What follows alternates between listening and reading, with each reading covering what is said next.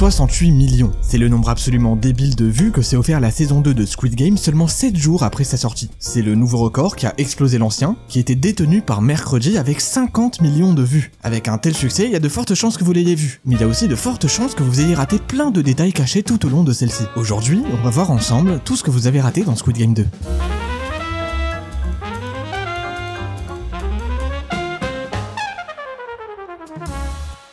Juste avant de commencer, pensez à vous abonner pour ne pas rater les prochaines vidéos, on essaye d'atteindre le chiffre symbolique des 10 000 abonnés, merci d'avance. Comme dans la première saison, Ji-Hoon est le candidat numéro 456. Quant à son opposé le plus total, il est un traître et un membre de l'organisation du jeu. Ce symbole permet d'opposer les deux physiquement, mais aussi dans leur façon de penser. Ji-Hoon est un humaniste, qui croit que tout le monde peut être bon et faire les bons choix. Quant au maître du jeu, il est persuadé que l'humain est mauvais et qu'il mérite tout ce qui lui arrive. Et dans cette saison, on a l'impression que Ji-Hoon a évolué de fou, et qu'il est devenu bien plus intelligent et stratège que dans la saison 1. Mais si on regarde bien, il n'a fait qu'apprendre sur le tas et reproduire ce qu'il a vu. Quand il se lève et exige le vote, il refait comme Sang-Go, et il reproduit pas seulement les bonnes choses, puisqu'au premier jeu, il trébuche une nouvelle fois et est sauvé par un autre joueur. De même, quand il se rend compte que son traceur lui a été retiré, on a un dolly zoom, donc cet effet-là. Et il dit « Je suis fini », exactement comme quand il découvrait qu'il avait le parapluie dans la saison 1. Quand il s'est rendu compte qu'il avait besoin d'aide, il est allé chercher Monsieur Kim, qui était la personne qui le menaçait en saison 1, et à qui il devait de l'argent. Monsieur Kim est d'ailleurs devenu plus qu'un créancier cruel qui cherche à se faire de l'argent, il est réellement devenu ami avec Ji-Hoon. Notre protagoniste continue son mimétisme, en utilisant un traceur donc, comme l'a fait le maître du jeu sur lui, et en engageant de nombreuses personnes tout en promettant une grosse somme d'argent à celui qui réussira à trouver le recruteur. Mais tout ça, ça fait drôlement penser aux méthodes du Squid Game. On a même le thème principal qui se joue pendant les recherches et qui transforme tout ça en une espèce de cache-cache géant. Ji-Hoon est profondément traumatisé par ce qu'il a vécu et ne peut pas tourner la page des personnes qu'il a perdues. On le voit devant le petit commerce de la mère de Sang-Go, et d'ailleurs sur l'affichage là-haut, il y a écrit magasin de poissons de Sang-Go. Cette mère qui a perdu son fils depuis plus de 3 ans ne l'oubliera clairement jamais. Notre personnage n'oubliera lui non plus jamais ses promesses, comme celle faite à numéro 67 dans la saison 1. La promesse d'aider sa mère à fuir la Corée du Nord. C'est d'ailleurs pour ça qu'il se retrouve chez le courtier. Notre pauvre 456 reste celui qu'il était avant. Il ne savait pas gérer son argent même quand il n'en avait pas. Il a placé tout ce qu'il a gagné dans une seule chambre de son hôtel, sans chercher à le protéger plus que ça et encore moins à l'investir. Le réalisateur reste un grand fan de cinématographie, et on retrouve facilement cette patte-là tout au long de la série, avec des parallèles tels que le flic et le maître du jeu, tous deux touchés par balle mais l'un à l'épaule droite et l'autre à l'épaule gauche. Ou encore dans l'épisode 1, les petits jeux improvisés par le recruteur sont mis en scène de la même manière, un joueur en face de l'autre, avec le même angle de caméra. Je suis d'ailleurs moi aussi très grand fan de cinématographie, et j'ai créé une petite newsletter où je vous partage mes découvertes et mes avis ciné, séries et autres œuvres. Voire peut-être même quelques projets qui ne sont pas en lien direct avec ma chaîne, qui sait. Je vous mets le lien en description si ça vous intéresse. Pour finir, ce qu'on pourrait interpréter comme un foreshadow, donc un élément mis en place, comme un indice sur ce qui pourrait se passer pour la suite, il y a la première et la dernière rencontre entre Gi-Hoon et le recruteur. La première se fait avec une arme, factice, et la dernière se fait avec une arme, cette fois-ci réelle, et qui mettra un terme à la vie de l'homme en costume. Ce pistolet, qui sera d'ailleurs utilisé par Gi-Hoon pour menacer tout d'abord l'ami de Monsieur Kim, et ensuite pour menacer le flic. Sauf que si on a bien suivi, une seule balle a été chargée dans ce flingue par le recruteur, et cette balle a fini logée dans son crâne. Ce qui veut dire que tout ça n'est que du bluff. Gi-Hoon sait très bien qu'il n'a aucune balle dans son arme. La symbolique, surtout à travers les couleurs, est très présente dans la série. Le rouge et le bleu sont omniprésents, avec toutes leurs teintes dérivées. Dans le jeu du Dakji, les cheveux rouges et le costume bleu de Gi-Hoon, la référence à la pilule bleue et la pilule rouge de Matrix, et évidemment les tenues des gardes et des joueurs. On peut voir le côté innocent, ou en tout cas pas absolument averti de tout dans le vert, et le côté du jeu avec le rose. Quand le flic entre dans le Pink Hotel, une lumière verte est pointée sur lui. Et quand il passe réellement dans le couloir, c'est là où il entre dans le rose et donc dans tout ce qui touche au Squid Game. Le seul élément vert de l'image est d'ailleurs la sortie de secours. Une fois Gi-Hoon de retour dans le jeu, une photo est prise comme en saison 1. La comparaison est flagrante. Le côté innocent qui ne sait pas ce qui lui attend, et le côté visage fermé et traumatisé qui est parfaitement au courant de tout. Thanos, le fou du groupe,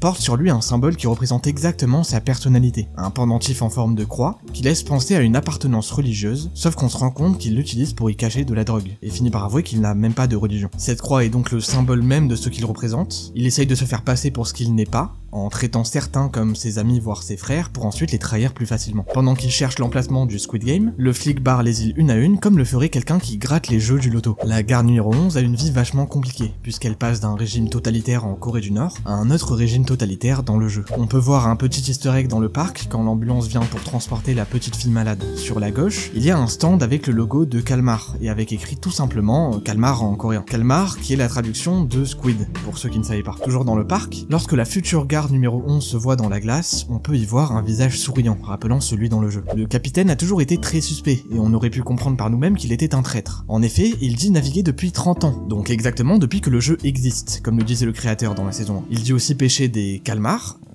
Tiens, c'est lui qui a sauvé le flic, donc il devait forcément pas être loin de l'île où se trouve le jeu, et pourtant, en 2 ans de recherche, ils n'ont pas été capables de la retrouver. C'est sûrement le maître du jeu qui lui a demandé de le repêcher et de le garder loin de l'île, à la fois pour ne pas risquer de se faire démasquer, et aussi pour le protéger, lui qui reste son frère. Le capitaine a certainement barré l'île sur la carte, alors qu'il ne l'a pas emmené là-bas. Après tout, comment pourrait-il savoir où il est vraiment? Dans cette saison, on en apprend plus sur le passé du maître du jeu, lui qui a perdu sa femme qui était enceinte, et qui a participé et gagné les jeux quelques années plus tôt. On apprend qu'il ne prend même plus le temps d'aller se recueillir sur la tombe de sa moitié, mais on peut voir que l'histoire de la joueuse 222, donc la fille qui est enceinte, le touche. Il lui donne sa brique de lait, et quand il plaide la cause de ceux qui veulent partir du jeu, il utilise comme argument que cette fille est enceinte et a besoin d'être prise en charge. D'ailleurs, quand il recadre Thanos bien comme il faut, je pense qu'il a réellement perdu le contrôle, qu'il s'est réellement énervé après que Thanos lui ait dit d'aller élever ses propres enfants, sauf qu'on sait maintenant qu'il n'en a pas eu l'occasion. La garde numéro 11 passe d'un travail où elle est masquée pour propager du bonheur et du divertissement à des enfants, à un travail où elle est masquée pour propager la mort et la terreur, probablement en tuant les parents de ces mêmes enfants. Pendant la rébellion, quand Daeho se fige alors qu'il est censé apporter les munitions, ça peut franchement surprendre. Mais quand on y regarde de plus près, il a toujours été comme ça. Dès le lancement de la rébellion, quand il chope les armes des gardes pour les attaquer, on voit dans le fond que Daeho est déjà terrifié et figé sur place. Ça laisse 2 possibilités, soit il a menti et n'a jamais été entraîné dans la marine, soit il a un syndrome post-traumatique suite à son passage dans l'armée. Le maître du jeu a sûrement décidé de rejoindre le jeu après ce que lui a dit le créateur. Je cite, « Le meilleur moyen de profiter de ces jeux, c'est de les jouer soi-même. » Il a donc décidé de suivre son conseil pendant les jeux où Gi-hun est revenu, pour pimenter encore plus le tout. Pendant le jeu où les 5 personnes sont attachées entre elles, le maître du jeu doit passer l'épreuve de la toupie. Sauf qu'arrivé à son niveau, il rate 3 fois d'affilée et manque de faire tuer toute son équipe.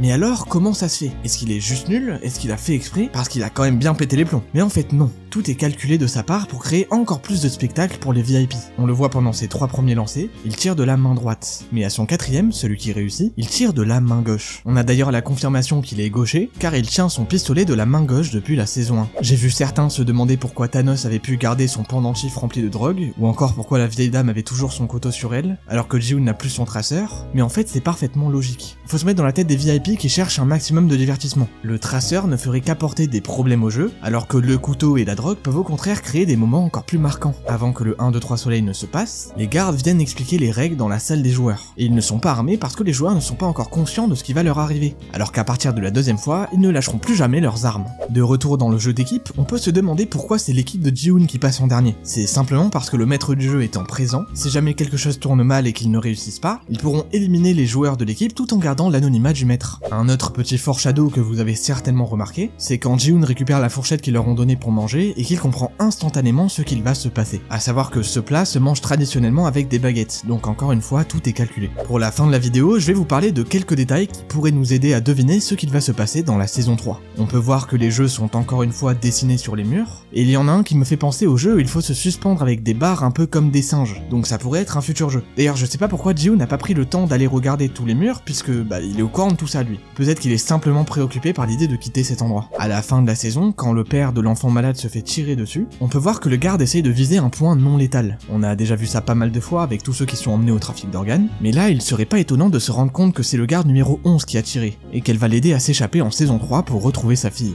Dans la scène post-générique, on y voit un nouveau jeu, où se trouve Young-hee, la poupée du 1, 2, 3 soleil, mais aussi une autre poupée, cette fois-ci d'un garçon qui porte le nom de Chulsu, et qui est le petit ami de Young-hee dans le livre depuis lequel ils sont inspirés. Donc un jeu qui utilisera certainement les 2 poupées en même temps. Dans cette même scène post-générique, on y voit plusieurs joueurs entrer dans la pièce, dont le joueur 100. Sauf qu'on sait qui est le joueur 100 dans la saison 2, et c'est le papy maléfique là. Sauf que je sais pas ce que vous en pensez, mais moi j'ai pas l'impression de le voir lui, genre y a pas de cheveux gris et tout. Donc ma théorie c'est que c'est un flashback des jeux de 2015, ceux auxquels le maître du jeu a participé. Et enfin, alors c'est un truc qu'on a pu voir en sortant de la série en elle-même, mais le joueur 125 est joué par l'acteur David Lee. Sauf que David Lee incarne le VIP numéro 3 dans la saison 1. Alors est-ce que c'est une simple coïncidence, et qu'ils l'ont bêtement trouvé bon pour jouer le rôle de 125? Ou est-ce que ça veut dire que cette partie de Squid Game est infiltrée à la fois par un ancien gagnant, le maître du jeu, ainsi qu'un VIP? Je vous laisse débattre de ça en commentaire. Squid Game, c'est quand même une série assez folle, à la fois qui a un concept fort qui suffit à nous donner envie de voir la suite, et qui reste très bien réalisé avec plein d'indices cachés tout au long de celle-ci. La saison 2 est moins spectaculaire que la 1, c'est sûr, mais c'est normal, on se concentre plus sur l'univers en lui-même et les interactions entre les personnages. Elle a donc beau être différente, elle n'en est pas moins intéressante. Pensez à vous abonner et à activer la cloche pour ne pas rater les prochaines vidéos, et si vous voulez qu'on discute de tout ça directement, j'ai créé un serveur Discord exprès pour ça, où vous serez averti à la sortie de chaque vidéo et aurez quelques infos sur ce qui arrive. Le lien est dans la description. Je vous dis à très vite pour de nouvelles vidéos, à bientôt.